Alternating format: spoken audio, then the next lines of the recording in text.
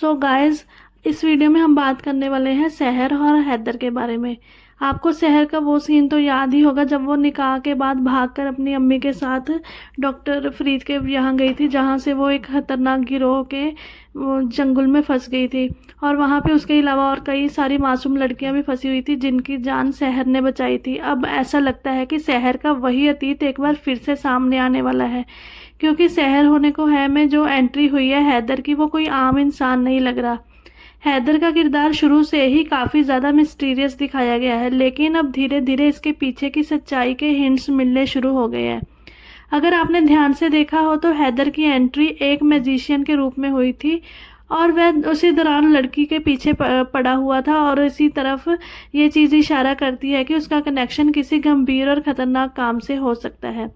अब थ्योरी ये निकल कर आ रही है कि हैदर शायद दुबई से आया है और वो शहर से छोटी लड़कियों को फंसाकर वहाँ भेजने वाले किसी गिरोह से जुड़ा हुआ है। आपको याद होगा तो सहर भी ऐसे ही एक गिरोह में फंसी थी। उसने खुद को ही नहीं, कई लड़कियों की जान भी बचाई थी।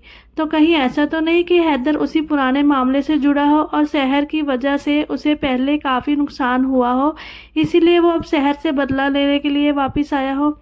सबसे बड़ा हिंट हमें तब मिला जब हाल ही में एपिसोड में हैदर ने सहर को पहचान लिया।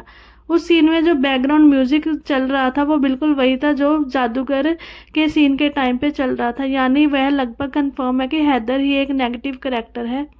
वो किसी बड़े मोटिव के साथ ही आया है। और अगर आप नोटिस करेंगे तो फुफ्फी भी सहर के पीछे ही पड़ी हुई है। कहीं ऐसा तो नहीं फुफ्फी और हैदर एक साथ मिले हुए हो सकता है फुफ्फी का गुस्सा भी इसी वजह से हो कि सहर ने पहले उनके बेटे का कोई काम बिगाड़ खराब कर दिया, और अब देखना ये होगा कि हैदर का असली प्लान क्या है।